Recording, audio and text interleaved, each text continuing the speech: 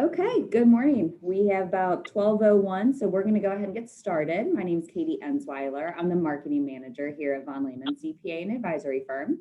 A few housekeeping items, if you could just make sure that your line stays on mute throughout the presentation. That way we don't have any background noise or anything like that. It is being recorded, so if for some reason you need to jump off or something comes up, we will be sending out this link either later on today or tomorrow for you to view. All the questions can be submitted through the chat box. They'll come directly to me. And then once both John and Aaron are finished with their presentations, we'll go ahead and get those addressed. So with that, John, I will go ahead and turn it over to you. Well, good morning. Thank you. First, big thank you to VonLehman for affording us the opportunity to participate today. I was asked to give a little presentation here this morning about warehouse management software and what that means in today's marketplace and what it can do for companies. Let me start. Katie, if you could go to the next slide. I'll start just a little background on who we are. FASCOR is a locally owned based company here that have been in the supply chain software world for the last 38 years. We've done a lot of things over those 38 years, but since I guess it was really 94, the majority of our business revenue has stemmed from direct WMS engagements, companies implementing our warehouse management software. And these companies that we're working with really span a pretty wide gamut in terms of the types of companies and the size of companies. We've worked with companies that are startups all the way up to multi-billion-dollar organizations to deliver WMS solutions. Couple of the companies locally here that many of you will probably recognize, Bryan Equipment out in Loveland, Gorilla Glue, Or Safety is actually down in Louisville, Blue Star, Avico, and ASB, all three are over in Northern Kentucky. All are users of our product. Some have been using it as long as 20 years now. Go ahead. It's Katie. I'm terribly sorry. I don't mean to interrupt, but we are getting a little bit of like a feedback buzzing noise. So if all the attendees could just make sure that they're on mute. And John, I don't know if you have any devices that are receiving messages close to the device you're broadcasting on, but that might be it as well. Sorry to interrupt. I do not. Am I clear now? It just kind of comes and goes. It's just a fun surprise, but you're doing great. So go right ahead. Tell you what, let me try one thing here because I'm on a Bluetooth headset. Let me see if I can jump to a hardwired one, Katie, and maybe that'll clear this up. Let's try it. Okay, that sounds great. Thank you everybody for your patience. The joys of Zoom meetings. Right. It's never ending.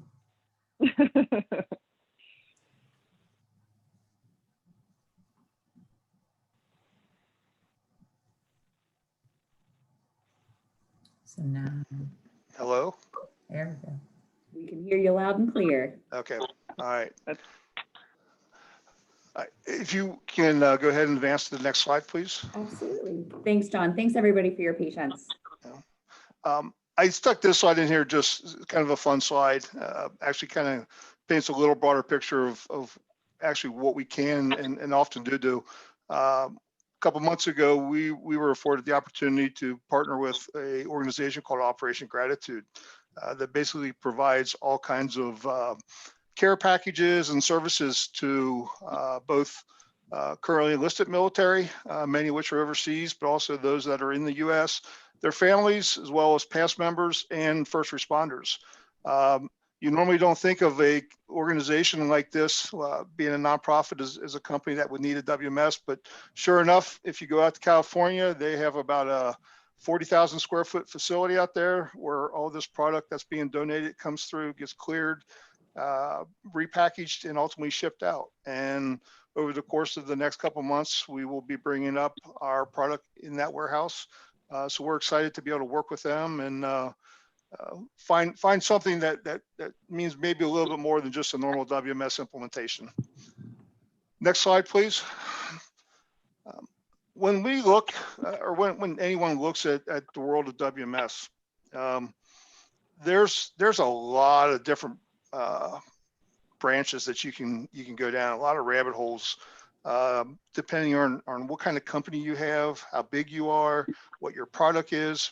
There's a lot of questions that go around the WMS world. You know, which solution is the right one for me?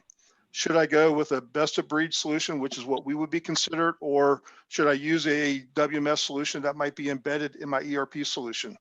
And actually that one, you know, over the last 4 or 5 years, that piece alone has really impacted the world of WMS a lot, because the Oracles, the Microsofts, they've all done a pretty good job of upping their game in terms of what their WMSs can do. That said, the companies like FASCOR do nothing but focus on our solution. Generally, we're going to bring more out of the box than a typical ERP WMS will. We're going to go deeper, we're going to go wider, and some of the real more advanced capabilities that can really make the difference for companies in terms of good impacts versus great impacts. A lot of times you're only going to find those in the best of breed solutions. Probably the biggest question is, you know, why WMS? You know, what's it going to do for me? Why do I need it? Go ahead, Katie. So if we start by asking the question, you know, what is the WMS and what should it do? And I would you know, miss an opportunity here if I didn't say, you know, people have to be very specific about what they mean by WMS. If I went out and I talked to 10 different people and asked them the question, what is the WMS? I'm pretty sure I'm going to get 10 different definitions, none of which are necessarily right or wrong, but they're all going to be a little bit different because they're all going to be specific to what that person, you know, has been exposed to. But when you look at a full-blown WMS, it really should touch all 6 of these areas that are on this slide. It obviously starts on the back door in terms of the receiving, the ability to receive goods in, whether that's coming from an outside vendor or whether that's coming off of a manufacturing line that we control or a third party controls. It's going to have to deal with the entire location management, the physical plant, the ability of a system like ours to really manage the activity, to know where it needs to go, to optimize where that location is selected, are really critical factors to drive to the end game of the best results. Even something like dock scheduling, a lot of companies, small to mid-sized companies, when we're talking to them, when we start talking about dock scheduling, they're like, oh, we don't really have enough to worry about that. Well, even if it's a relatively low volume operation, you would be amazed by how much the ability to schedule and to plan makes, even in smaller operations. It can be pretty dramatic. So the ability to do that is, for us, a really a core piece of the receiving module. Inventory control deals with all the activities around managing the inventory, everything from cycle counts to replenishments and making adjustments. A real WMS in this day and age too should be paperless. It should not be dependent on paper to make things happen in the warehouse. Everything we do with our clients is RF based, which means it's real time, it's paperless. So we don't have people waiting for work. We don't have people running to an office, picking up the next set of pick documents. We are pushing the work out to the floor as fast as they can consume it. And we're doing it based on all the rules that they've determined how they want to operate, how they want to run their business. Fulfillment is the picking part of the business. And this is the area that generally is the most cost intensive, the most labor intensive for companies. Because we're oftentimes picking product, we're QCing it, we're putting it into a box, we're packing it, and then ultimately we're shipping it out. In a full-blown tier 1 WMS, we're going to give companies lots and lots of options in this area. We're going to give them literally sometimes as many as a dozen different pick methodologies. And you might say, well, why do I need that many pick methodologies? Well, lots of things here too come into play. Seasonality, product type, order configuration, who the customers are that we're shipping to. Some customers that are traditional B2B might still be doing mainly LTL or large truckload shipments. But more often than not, in this day and age, companies are really having to meet the requirement to ship and fulfill to a really wide variety of clients and all different sizes of orders and configurations. And what that means is one size doesn't fit all. it doesn't fit all for the picking activities. So if you were to take a look at what I would say our best customers from a perspective of who's getting the most value out of our product, I would argue that probably most of them are using at least 2 or 3 different picking methodologies at any one time within their operation. I'll talk about that a little bit more when I talk about a couple of our clients. TMS, I'm sorry, I got a couple more there. TMS, it deals with the whole transportation piece. It's an integral part of a WMS solution these days. Some vendors will use third-party products and integrate it with their system. In our particular case, we have our own TMS that we certify with all the carriers. And it really is a huge enabler in terms of us doing a lot of things that eliminate touches, eliminate handling of product, and simplifying the whole workflow for companies. Visibility BI, like just about every industry out there right now, visibility and BI is a huge part of our world. The ability to give customers real-time information about what's happening and to filter that and to customize that to meet individual needs within organizations, both at the individual user level, but also at the departmental level is really huge for us. So if you look at our product, you're going to see a lot of dashboards, a lot of KPI management, everything's mobile, and it's really connecting the supply chain to the entire organization and allowing them to make real-time decisions, but also long-term decisions based on good data. Last but not least, manufacturing. I would say if I went back 5-6 years ago, very few of our customers were manufacturers. Today, probably half of them are. And that's because manufacturing is come to understand that their supply chain isn't disconnected. What they do with raw materials and packaging material that feeds production lines is not disparate from what they need to do on their finished goods side of the house. So what they're really looking for, and you'll see this on my next slide, I think, is manufacturing companies want singular supply chains.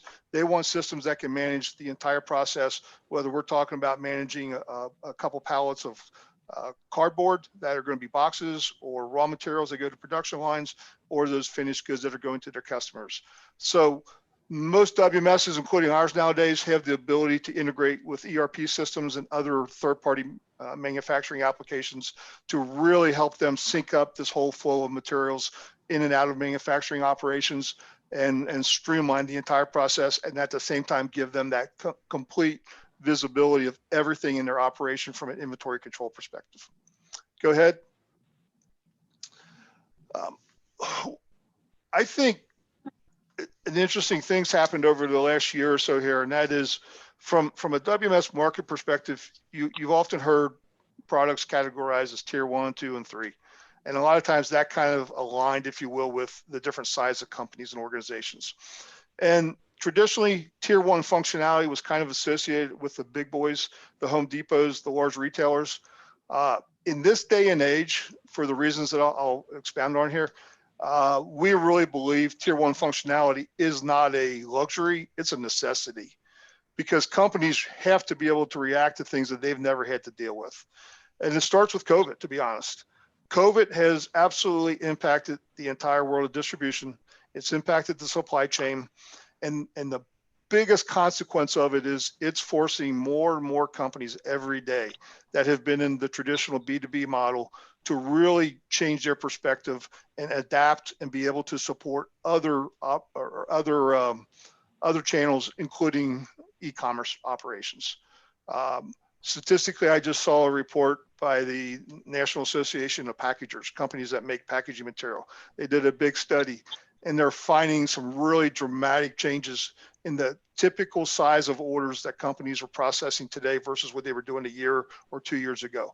And a lot of that they're tying to the COVID phenomena, because more people are buying via e-commerce. They're buying more frequently in smaller quantities. So companies have to be able to adapt to that. Some of the functionality that a tier 1 WMS offers can go right to the heart of these issues and give the companies the flexibility they need to make those changes and shifts. The Amazon effect, it's been around for a while, and it's just as powerful now as it's ever been. Amazon sets the tone for the distribution world right now. It's created a mindset where people want it now. They don't want to be told they don't have it in stock. They probably want it shipped free to them, and they want it either here today or tomorrow. So the Amazon effect really trickles down to just about any company we talk to, because they're having to compete in that world. They're having to live up to those expectations.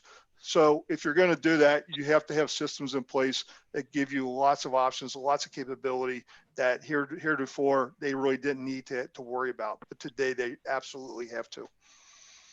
If I went out and I talked to 10 companies, either existing customers, or if I just picked 10 prospects of ours and I ask them, and all these guys are obviously in the world of distribution in some way, shape, or form. If I ask them to give me their top 2 or 3 problems, every one of them in those top 2 or 3, and probably in most cases, their number 1 is going to be labor. COVID's obviously changed this thing a little bit, but I don't think it's going to be a long-term play. We're going to still end up in the same situation. And that is, it's going to be harder and harder for companies to find labor to meet the demand in the world of distribution. That means companies have to find ways to do more with less. They have to automate. They have to use technology to their advantage so that they mitigate their labor demands. The labor thing too slices a lot of different ways. It's not even just a shortage, but it's actually a competitive issue. It's really easy for people to jump from one company to another for $1 or $2. And if you go to some markets, I was just down in North Carolina a week ago in Charlotte, and the company I'm talking to, I asked them, I said, what's your average labor rate for your people in the warehouse? The guy said $25 an hour. That starts to add up. And the ability to move people in and out to mitigate some of that cost are really driving factors for companies these days that are forcing them to look at solutions like ours and implement them and really maximize their results as a deliverable out of those implementations. I mentioned a minute ago, manufacturers need integrated supply chains. They can't be disparate anymore. They need to be able to tie it all together, and a tier 1 WMS system is going to do that for them. Last but not least, one that probably gets overlooked a lot, but it's very real, is the old adage, you can't fix and you can't improve things unless you can measure it first. Unless we know what our metrics are, unless we know what our baseline is, it's really difficult, almost impossible to really ascertain and determine where we need to go as an organization from a distribution perspective, what technology we need to use. Are our processes wrong? One of the things that WMS will do and do in space for companies is give them data. It'll give them detailed data that they can then start to put spotlights on and make really good decisions, short-term and long-term, in terms of what they need to do. It may be a labor issue. It may be a conveyor issue. It may be a product issue, to be honest. But the data is what drives it. So the WMS, if it's used right and if it's really a comprehensive solution, should give companies all the data they want to really leverage it and to be that change agent for them. Katie, go ahead. So, my first slide, or my 2 slides ago, I gave the 6 quadrants of what the core capabilities are of a tier 1 WMS. But if we say really what differentiates some of the better WMSs in the marketplace, but more so what differentiates the companies that are maximizing their operations from others, it's going to be some things like this. It's going to be that order fulfillment piece. It's going to be, can we integrate voice-based picking with SKU picking with all sorts of other picking methodologies that really isolate specific pockets within their operation to mitigate the labor costs, to mitigate the touches. Can we use cartonization? In this day and age, almost everybody should have at their disposal good information about their products in terms of dimensions, length, width, height. Okay. If we have that data, the system can use that to help them make better decisions about how we're going to ship an order.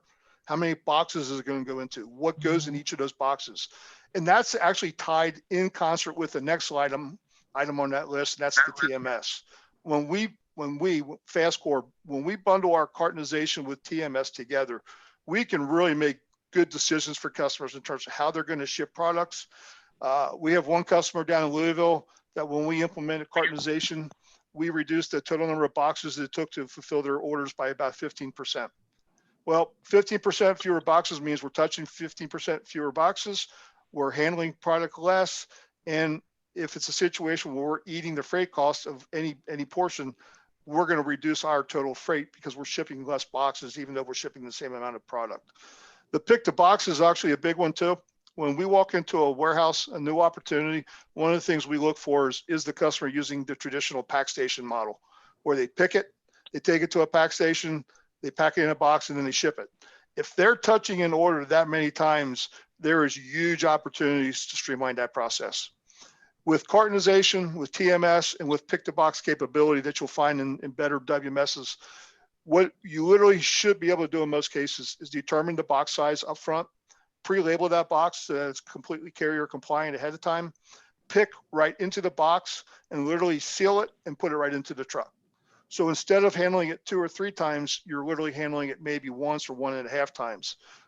So when you start to extrapolate those elimination of touches across literally thousands of thousands, if not tens of thousands of orders, picks in a typical operation, the numbers really start to add up in terms of what they can save and the efficiencies they can realize. Another one that's a big one right now is anybody out there that's shipping into any of the major retail stores. Everybody's has been and continues to be bombarded with various vendor compliance requirements, labeling, EDI requirements. Some vendor compliance requirements might specify how they want each pallet built. In most operations, these are manual processes that require a lot of time, a lot of effort, and quite honestly, unfortunately, a lot of tribal knowledge. The right system can and should automate that process so that it simply becomes part of the stream, part of the flow, and not a secondary step that somebody needs to worry about. It's really important too, because obviously if you're shipping into a Home Depot, a Lowe's, a Walmart, a Sam's Club, Walgreens, Kroger's, to stay in their stable, you need to hit certain numbers. If you consistently miss the mark and they have to charge you back, you risk the business because it's so easy for them to change. So the ability to really nail the vendor compliance piece in an automated way is a huge value that the right system can deliver. Last but not least, my last two, automation.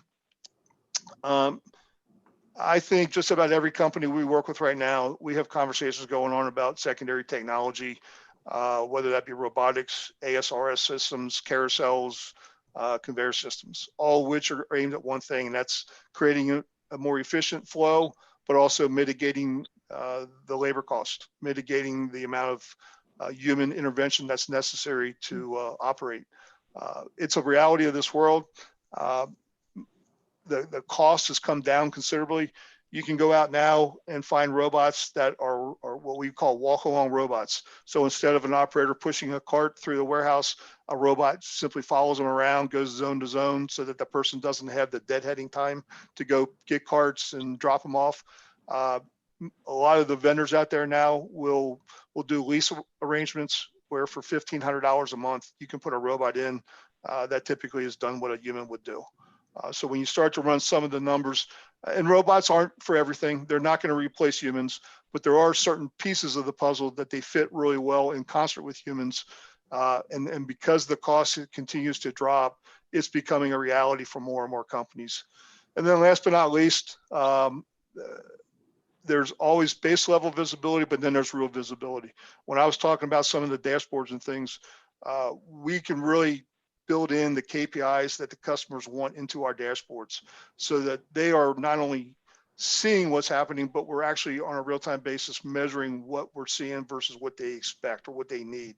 So that kind of real-time visibility is huge to be able to make quick decisions and squeeze out the maximum return from a solution such as ours. Go ahead, Gabe. When we look at our product as it relates to ERP systems, we're not a replacement for ERP because we don't do the financials. We don't want to do financials. We don't want to do a lot of the stuff that ERP systems do. We want to focus on the warehouse, the distribution and inventory control. So we really are an extension of ERPs. We expand their capability. And when we do it right and the customer uses the system to its fullest potential, some of the things on this slide are what they're going to see. Huge reductions in errors, huge increases in terms of their accuracy, both on outbound shipments, but also in-house inventory. The ability to scale, the list goes on and on and on. There are standards out there that are available, and our goal is to try and push most of our customers into what's considered the top quadrant, the top quartile or the top 25% of most companies from a industry perspective, whether it's receiving rates, outbound shipping accuracy, you name it. We're looking to elevate the game for the customers across the board and make a difference on their bottom line. Go ahead. What I want to do is I'll just take 5 minutes here and I'll go through this first one. And then if we got time, Katie, you can tell me, I can talk about the second one, but I got 4 slides here about Bryan Equipment, which is a local company, one of our clients. We've been working with them. They actually implemented our system back in 1997. Since then, they've actually gone through 2 warehouse expansions, 1 complete new move to the warehouse that you see in the picture there about a year ago, and 1 complete ERP system change. They went from a homegrown ERP system to a third-party product from FASCOR. They manage about 11,000 SKUs. They are the largest distributor in North America for steel outdoor power equipment products. So the orange chainsaws and things that you see in the local outdoor power equipment suppliers all come from Bryan. Katie, go ahead to the next slide, please.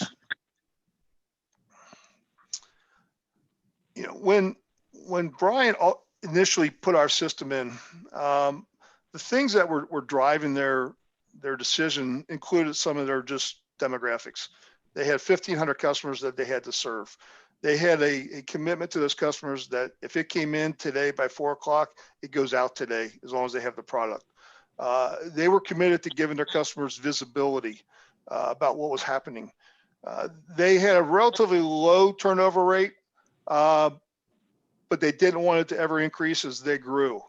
Their SKU profile, those 11,000 SKUs, really covers a full gamut from small nuts and bolts that are repair parts up to the full case good items like new chainsaws, new lawnmowers, etc. So they had a really diverse set of order types that they needed to be able to process and ship out. And from a business perspective, their growth, they knew their growth was going to be pretty significant on a go-forward basis. And in fact, back in 1997, when we started working with them, they were about 50 million in revenue. Today, they're about 225 million in revenue. So they've grown a lot. One of the interesting tidbits about that is in 97, they had 11 full-time employees in the warehouse, 3 or 4 part-timers. Today, even though they've quadrupled their size, they only have, I think, 15 or 16 full-time employees in the warehouse and about 5 or 6 part-time. So they've grown their business exponentially, but the warehouse requirements in terms of labor and resources has not grown at the same rate. In fact, at a much lower rate, so that their overall distribution cost ratios have continued to improve year after year after year. Go ahead to the next slide, please. When they put our system in, some of the things that they were able to take advantage of was, first and foremost, they immediately started doing very aggressive cycle counting. They always spent a lot of time and a lot of cost on physical inventories every year. They wanted to get away from that. So one of the key things of any WMS is the ability to manage your inventory on a real-time, day-to-day basis using cycle count functionality. By doing so, about 2 or 3 years into the process, they totally eliminated all physical counts. They don't do them anymore. And on an inventory of multi-million dollars, they literally on an annual basis would have discrepancies of under $1,000. They implemented our various picking methodologies, including voice-based picking. In doing so, they eliminated all the paper that was floating around the warehouse. They actually use the data that our system provides as an incentive, as part of their incentive program to their employees, so that literally on a day-to-day basis, their employees know where they stand in terms of their accuracy rankings. Is that under or over what the minimum threshold is that they set for bonuses? So it's a very interactive, real-time engagement with their employees. And I think that really makes for better employees in the long run too. good employees, whether they're in the warehouse or whether in the front office, want to be good employees. They want to know what's going on. They want to know if they're doing a good job. And quite honestly, most of them want to know where they stand compared to their peers. And a system, if used right, should give companies the ability to make that kind of engagement with their employees. We've done a bunch of integrations with Brian over the last 20 years with various hardware technologies that continue to optimize. That picture you see there is a 8,000 unit, what's called OPEX Perfect Pick system. Basically, instead of having people go to pick zones manually, this product brings the product to the people at the stations at the end of each side. It really allows them to do more with fewer people. It condenses the space in the facility, but it's all fully integrated with our products so that we know what products are coming out of there vis-a-vis the traditional pick areas. And together they really work to streamline their process. TMS is a big part for Brian as well. Go ahead to the next slide. When you really add it all up and you start to measure it, these are the types of numbers that hopefully we see across the board with all of our customers. Before WMS versus post WMS, they've eliminated about 88% of the errors that they traditionally had before it.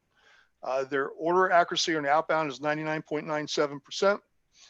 Their overall productivity increase is right around 68%, meaning with the system, their labor force can do 68% more than they could without it. That comes in a lot of different ways, but collectively, it's a significant number. I mentioned a minute ago, the elimination of the physical inventory. This is a big one for companies. It eliminates downtime, it eliminates expensive cost, and it ensures that they're accurate, even though they're not doing it. So very real bottom line dollar type of results there. The visibility is huge for all of our customers, including Brian. Everybody in their organization in one way, shape, or form is touching data that's coming from our system. And nowadays, more and more that's coming through our own dashboards. Last but not least, as I alluded to, while they've gone through a ton of change over the last 20 some years, the one constant actually has been us. We've been a kind of a cornerstone for them that have, I think, in a lot of cases, allowed them to make the decisions to change that they wanted to. I would add this too, is a takeaway for companies that are looking to use WMS. I think Brian has the right mentality too when it comes to the WMS. They very seldom look for the big bang. Other than the initial implementation, their model is really one of constant and continuous improvement. And a lot of times those are small tweaks. And a lot of times they'll work with us on those types of things, but very few of them were ever dramatic changes. But collectively, when you add up everything that they've done year after year to optimize, to make it more efficient, to implement new technologies, to squeeze more capability and functionality of our own product, it really adds up to a well-run machine, an organization that knows exactly where they're going, how they're going to get there. And quite honestly, and I'll turn it over to Erin here because I know she wants to talk about some of this. One of the things that the system will do for companies too is it will make a better quality of life for their employees. And if you do that, almost all of our customers will tell you their overall turnover rate is less after they've implemented our system than it was before the system, because it's a better place for people to work. It's easier for them to get up to speed, and it just makes it a better overall environment for them. So with that, Erin, I'll turn it over to you.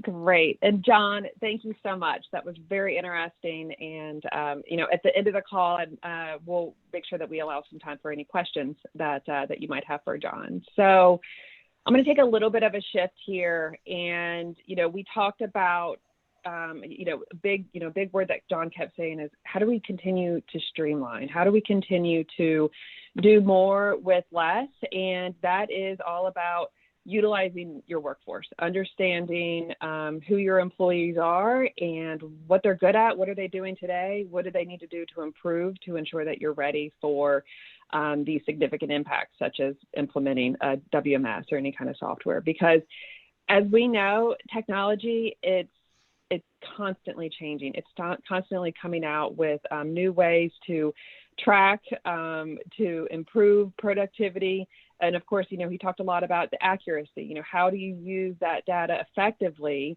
And that definitely touches your employees. How are you ensuring that you're using that data to ensure that they're as productive and efficient as they can be? I will say, though, it takes communication. It takes organization. We know that the warehouse industry, for example, employs hundreds of thousands of people in various different positions. If it's a truck driver, if it's a clerk, if it's an order filler, a distribution manager, they all have to work efficiently. They all have to work collaboratively. So how do we ensure that we are giving our employees what they need? And as John had said, keeping them engaged, keeping them motivated, keeping them just generally happy in their roles, to remain competitive, but then also to keep up with the ever-changing needs of an organization. So, of course, Erin Young, I'm with VonLehman. We were talking as we were joining today. I've been with the VonLehman firm for about 3 years almost.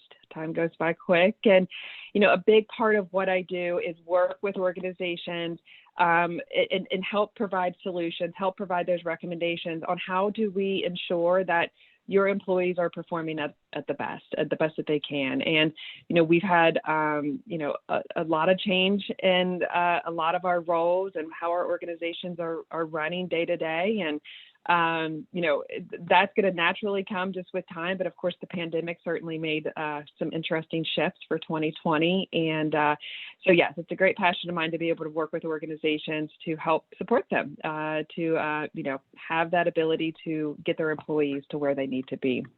Next slide here, Katie. So, why does it all matter?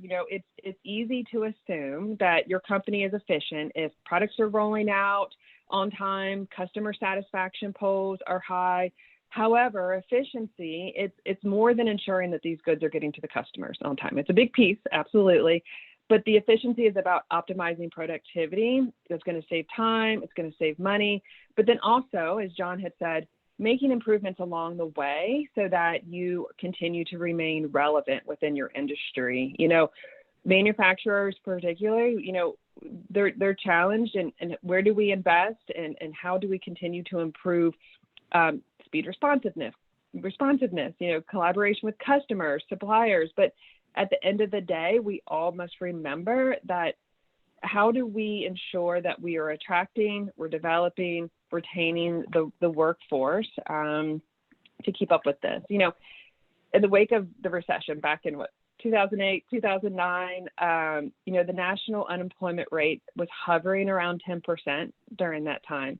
Executives, especially in manufacturing, distribution, they were concerned, as they are today, that they don't have the people with the right skills and experience to fill these positions. And as we all know, it's even more challenging today. So how do we ensure that we're putting the right people in the right seats with the right level of experience? So yes, it definitely matters to take an attention to this. Next slide here, Katie. So you're not alone, right? You're probably, many of you are on this call nodding to a lot of things that John was saying, a lot of the things that I'm going to say, that you're not alone, that this is a priority. Looking at your skill, your workforce, how do we continue to do more with less? And again, I've partnered with a lot of manufacturing clients, for example, that we looked at their leadership training. We've looked at their performance management tools. We've looked at how are they just overall doing their skills training. And these are some things that I've taken away through those different engagements. So first off, just as if you were implementing a software into your organization, and you need to identify what needs to change. Pinpoint the skills that are the most valuable in the future, and then of course gear your training programs to meet those skills. Understand, that there might be new roles that need to be created to meet the demands of technology that's coming into your workplace, and how your daily operations are running. Having those training programs geared towards that. An example is we had a client recently where employees previously to 2020, they didn't have customer interaction. That was not part of their role, but a big shift has happened. It's allowed more opportunities for their employees. And now they have these same employees they're customer facing. And so very simple, we need to put together a training program to make sure that they have those skills to have that customer satisfaction at its all-time high, where maybe they hadn't been doing that before. And next thing is, don't just reskill, but upskill. We hear about that today, and John talked about that as well. That jobs are changing and jobs are going away. But if you do have that, that you still need a workforce of some level. And so, how do you continue to upskill? And it starts by retraining processes to ensure that you're producing the most value.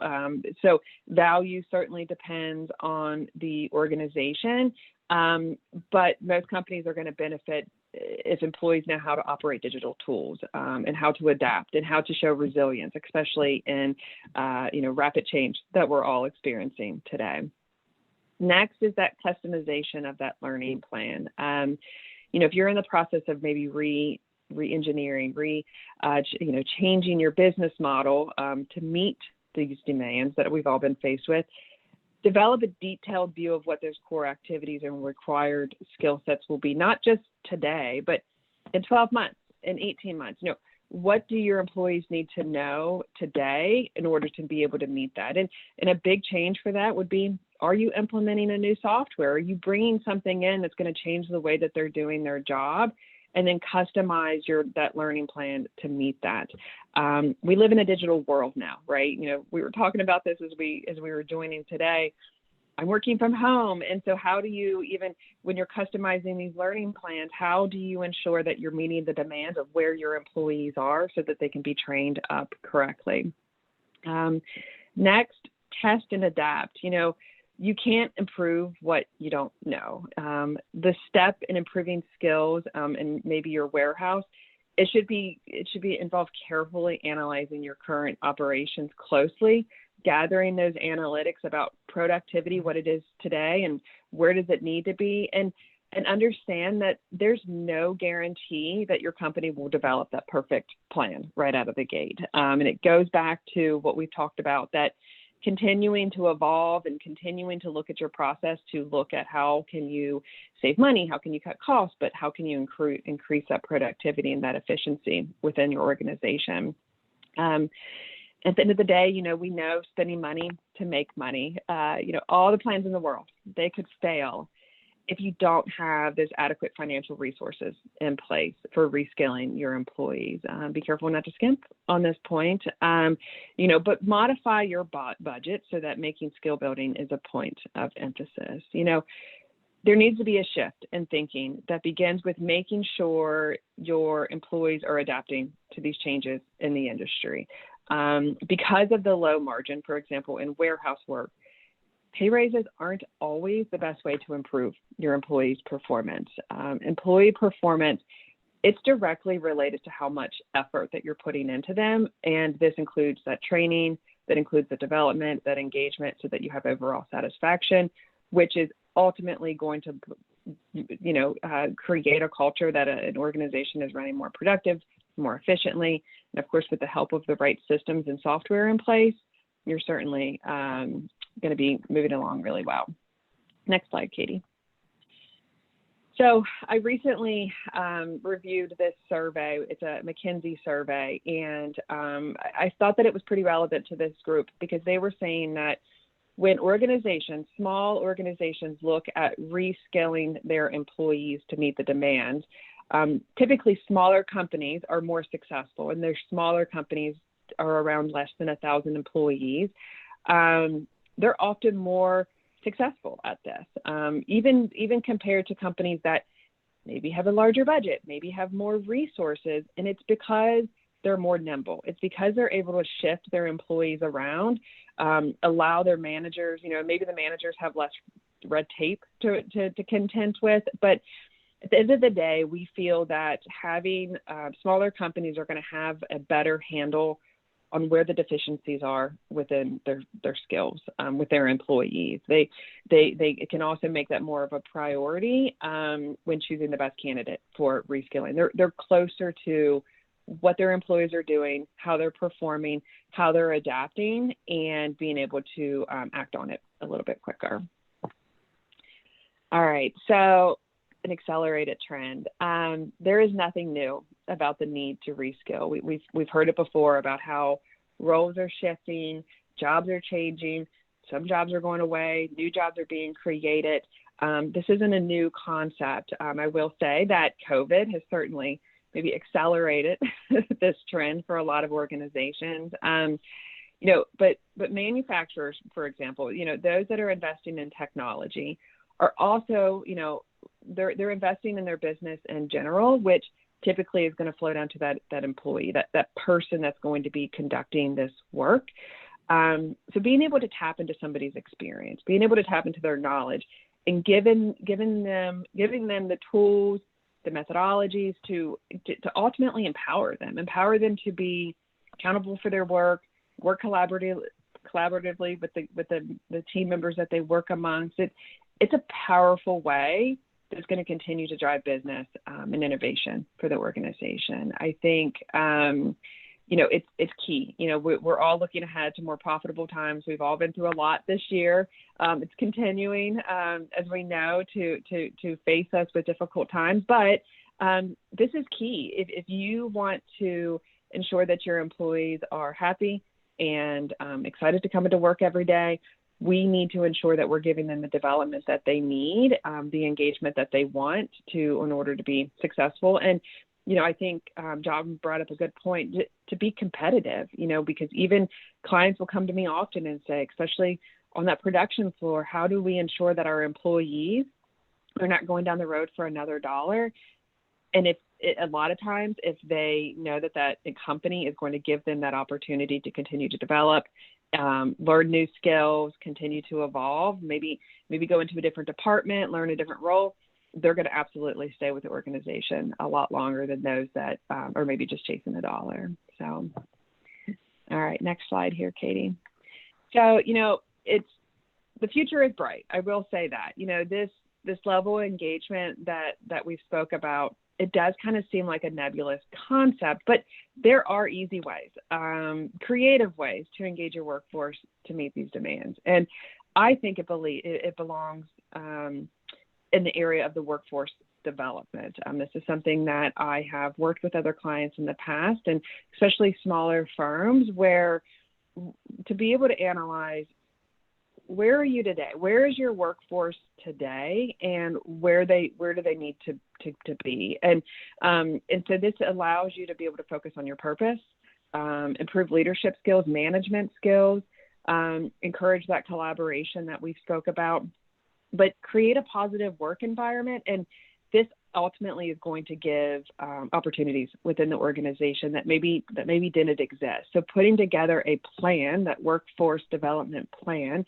is certainly going to be able to position yourself as an employer of choice, especially in a very competitive world that we're all in.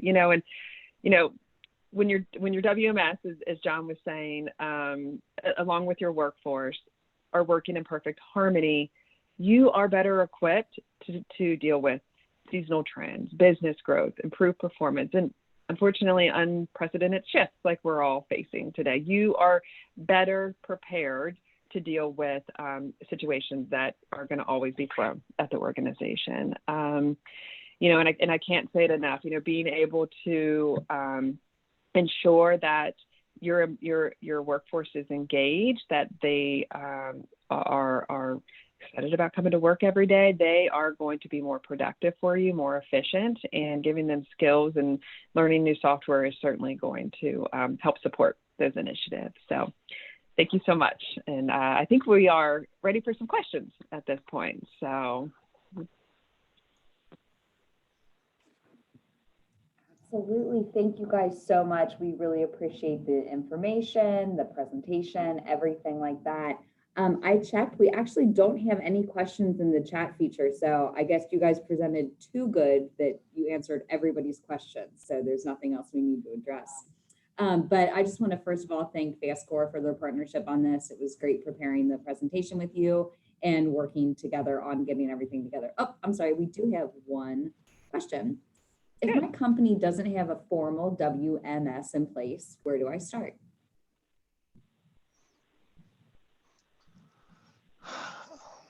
What's the company? No, in all seriousness, there's actually an obvious answer for that. And that is to pull your team together and make sure you have a clear understanding, first and foremost, of what your biggest challenges are right now. Understand your processes, look at them, because one of the things that Aaron touched on, that's so true, is as much as our systems can help, what we don't want to do is go in and just try and automate bad processes. Process goes with systems, hand in hand. They're not two separate pieces. They feed off each other. Part of our world actually is a little bit of a consultative element when we implement our products, because when we're working with so many customers, we see what works, we see what doesn't work. So generally speaking, we can bring some best practices to companies to help them refine their processes and in turn really leverage our systems better. So I would start with a clear understanding of your goals, your objectives, your vision in terms of your future. The one thing that COVID has definitely illustrated and reinforces that change is inevitable. Things are going to change. We've always known that, but we got hit in the face with COVID, and it said in big bold letters, things are going to change, and they always will. So part of it is being able to look forward a little bit. Once you understand what your biggest challenges are, what your biggest pain points are, and where you want to go, then I think you can start to interact with companies like FASCOR and look at the different solutions. And I would always tell people to look at several of them. Don't just look at one, because there are a lot of varying types and sizes and configurations, and one size doesn't fit all. We're not the perfect solution for every company that needs a WMS. A lot of them, but not everyone. So don't be afraid to engage with vendors. Ask them to walk you through it. And maybe the biggest thing I would tell you is ask them to give you good references. Ask them to give you a bunch of references and talk to their customers. If their customers will talk to you, not only just say, yeah, they're good at what they do, but talk to you and share what they're doing. I would take that as a really good sign that vendor's doing some good things for that customer, and that's the kind of company you want to work with. And I would like to think most of our customers would fall into that category.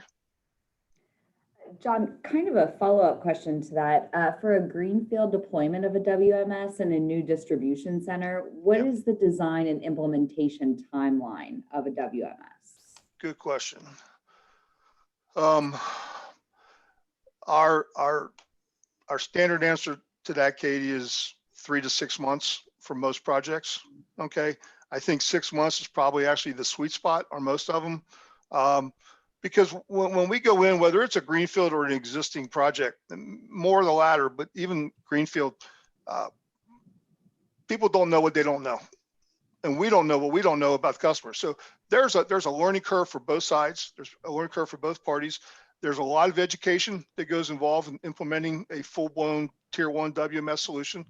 One of the things I would tell people too is whatever route you go down, whatever vendor you work with, don't underestimate how much time you need to commit to testing. The more you test, the better the results are going to be on the back end. The easier and the less pain it's going to be once you actually throw that switch and you go live. So is it 6 months of day after day after day, full-time intensive work? No. But when you consider that most companies have a business to run while they're doing this, you don't want to underestimate it. So I would say that 6 months is kind of sweet spot.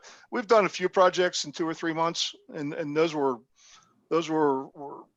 really kind of hard projects, and a lot of resources were committed to it. We've had other projects that have lasted a year or more, and that was really because the customer could only digest it that fast, and they had so much else on their plate. So 3 to 6 months would be the sweet spot for most projects.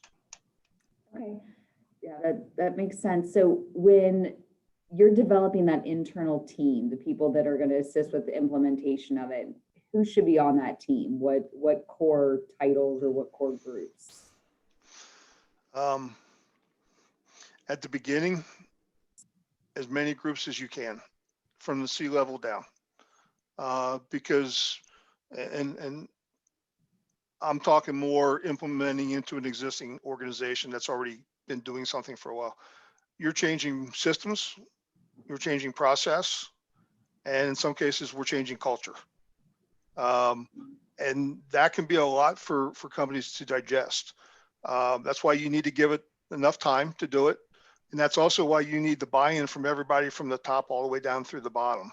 The more buy-in we have, the more successful we are. I would say, obviously, the operational people are going to carry the lion's share of the work because they're the ones out there making stuff happen day in, day out. They're the ones that ultimately are going to be accountable for how they use and apply the system. So there's a lot of work there. IT, is always going to be a big part of it because there are things that we have some dependencies on ERP systems to make sure our systems can function properly.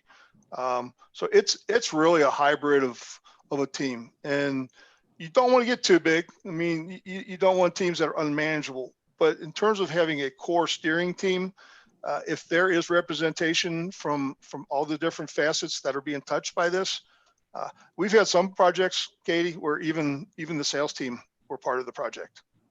Because what we do in the warehouse ultimately affects what they can do for their customers. The visibility, the availability, their commitments in terms of shipping, how fast can we turn stuff around? So I wouldn't rule out anybody at the beginning. And generally I would say the more the merrier. And then as the project unfolds over time, then things start to become more focused and you almost break into some smaller subsets, some smaller teams that become really focused on specific areas of the project. That makes sense. Yeah, that does make sense. I know we're getting close on time. We do have one more question that I would like to ask John. And just so everybody knows, we will go ahead and send out the PowerPoint deck as well as a link to the recording and our speaker's contact information. So if you have to jump off while we're wrapping up this last presentation, or I'm sorry, this last question, please feel free to. But the last question is, just in your experience, are there any accounting or ERP systems that your system works best with?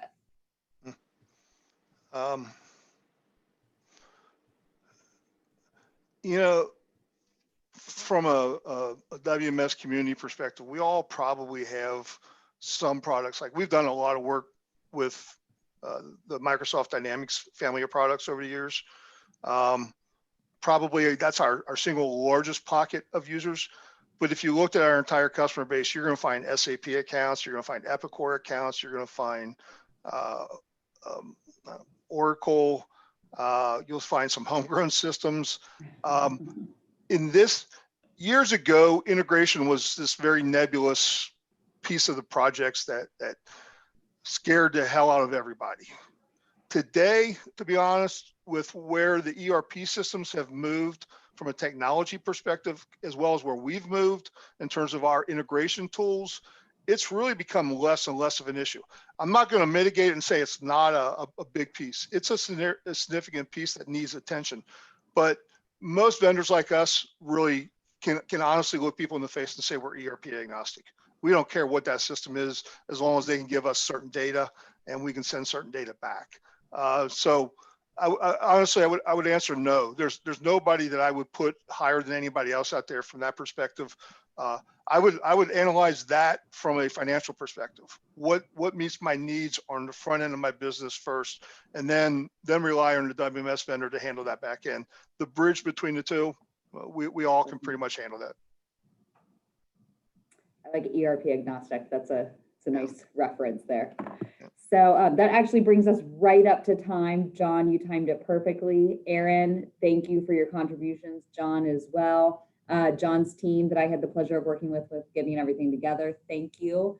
And like I said, we'll send out the deck. We'll send out the link for the recording as well as our speaker's contact information by the end of the week. So enjoy the rest of your day. And thanks, Katie. Thanks, Aaron. Thanks, everybody. guys. Appreciate it. Have a good one. All right. Bye-bye.